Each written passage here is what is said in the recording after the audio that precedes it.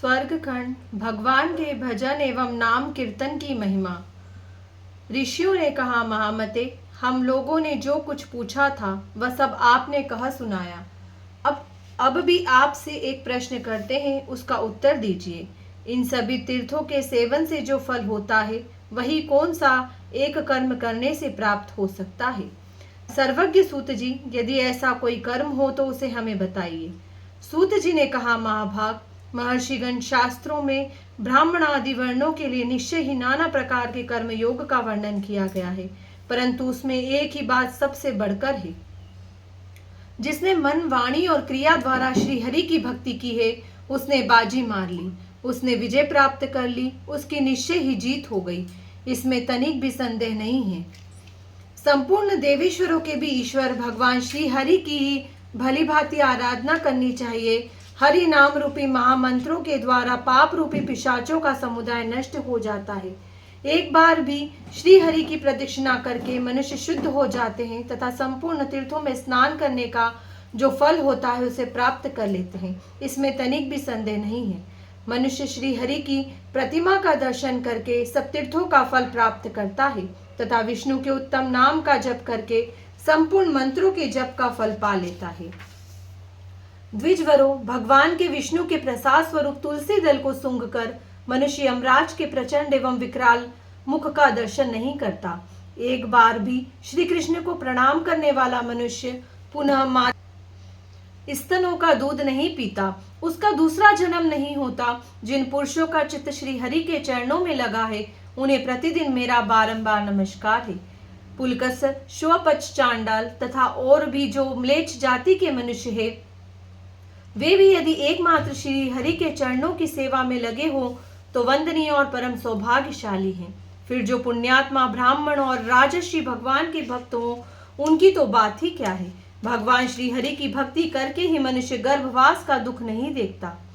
ब्राह्मणों, भगवान के सामने उच्च स्वर से उनके नामों का कीर्तन करते हुए नृत्य करने वाला मनुष्य गंगा आदि नदियों के जल की भांति समस्त संसार को पवित्र कर देता है। उस भक्त के दर्शन और स्पर्श से, उसके साथ वार्तालाप करने से तथा उसके प्रति भक्ति भाव रखने से मनुष्य ब्रह्म हत्या आदि पापों से मुक्त हो जाता है। इसमें तनिक भी संदेह नहीं है। जो श्री हरि की प्रदक्षिणा करते हुए करताल आदि बजाकर मधुर स्वर तथा मनोहर शब्दों में उनके नामों का कीर्तन करता है, उसने ब्रह्म हत्या आदि पापों को मानो ताली बजाकर भगा दिया। जो हरि भक्ति कथा रूपी मुक्तामयी आख्यायिका का श्रवण करता है, उसके दर्शन मात्र से मनुष्य पवित्र हो जाता है। मुनिवरों, फिर उसके विषय में पापों की आशंका क्या रह सकती है? महर्षियों, श्री कृष्ण का नाम सब तीर्थों में परम तीर्थ है। जिन्होंने श्री कृष्ण के नाम को अपनाया है, वे पृथ्वी को तीर्थ बना देते हैं। इसलिए श्रेष्ठ मुनिजन इससे बढ़कर पावन वस्तु और कुछ नहीं मानते। श्री विष्णु के प्रसादभूत निर्मालय को खाकर और मस्तक पर धारण करके मनुष्य साक्षात विष्णु ही है हो जाता है। वह यमराज से होने वाले शोक का नाश करने वाला होता है। वह पूजन और नमस्कार के योग्य साक्षात श्री हरि का ही स्वरूप है। इसमें तनिक भी संदेह नहीं है। जो इन अव्यक्त विष्णु तथा भगवान महेश्वर को एक भाव से देखते हैं, उनका पुनः संसार में जन्म नहीं होता। अतः महर्षियों, आप आदि अंत से रहित अविनाशी परमात्मा विष्णु तथा महादेव जी को एक भाव से देखें तथा एक समझ कर ही उनका पूजन करें। जो हरि और हर को समान भाव से नहीं देखते, श्री हरि को दूसरा देवता समझते हैं, वे घोर नरक में पड़ते हैं। उन्हें श्री हरि अपने भक्तों में नहीं गिनते। पंडित हो या मूर्ख, ब्राह्मण हो या चांडाल, यदि वह भगवान का प्यारा भक्त है तो स्वयं भगवान नारायण उसे संकटों से छुड़ाते हैं। भगवान नारायण से बढ़कर दूसरा कोई ऐसा नहीं है जो पाप पुंज रूपी वन को जलाने के लिए दावा नल के समान हो। भयंकर पातक करके भी मनुष्य श्री कृष्ण नाम के उच्चारण से मुक्त हो जाता है। उत्तम व्रत का पालन करने वाले महर्षियों, जगत गुरु भगवान नारायण ने स्वयं ही अपने नाम से अपने से भी अधिक शक्ति स्थापित कर दी है। नाम कीर्तन में परिश्रम तो थोड़ा होता है, किंतु फल भारी से भारी प्राप्त होता है। यह देखकर जो लोग इसकी महिमा के विषय में तर्क उपस्थित करते हैं, वे अनेकों बार नरक में पड़ते हैं। इसलिए हरि नाम की शरण लेकर भगवान की भक्ति करनी चाहिए। प्रभु अपने पुजारी को तो पीछे रखते हैं, किंतु नाम जप करने वाले को छाती से लगाए रहते हैं।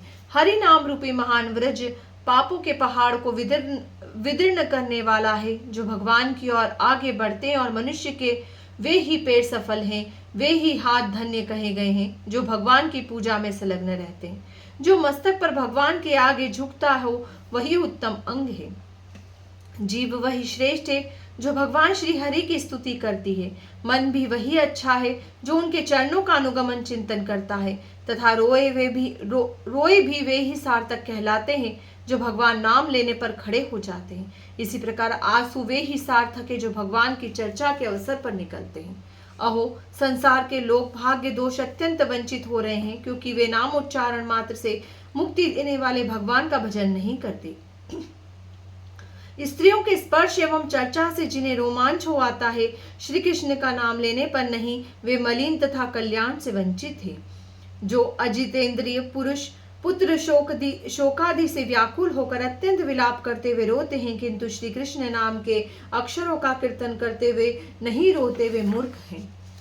जो इस लोक में जीव पाकर भी श्री कृष्ण का नाम जप नहीं करते, वे मोक्ष तक पहुंचने के लिए सीढ़ी पाकर भी अवहेलनावश नीचे गिरते हैं। इसलिए मनुष्य को उचित है कि वह कर्म योग के द्वारा भगवान विष्णु की यत्न पूर्वक आराधना करे। कर्म योग से पूजित होने पर भी भगवान विष्णु प्रसन्न होते हैं, अन्यथा नहीं। भगवान विष्णु का भजन तीर्थों से भी अधिक पावन तीर्थ कहा गया है। संपूर्ण तीर्थों में स्नान करना, उनका जल पीना और उनमें गोता लगाने से मनुष्य जिस फल को पाता है वह श्री कृष्ण के सेवन से प्राप्त हो जाता है। भाग्यवान मनुष्य कर्म योग के द्वारा श्री हरि का पूजन करते हैं। अतः मुनियों, आप लोग परम मंगलमय श्री कृष्ण की आराधना करें। हरि नमः।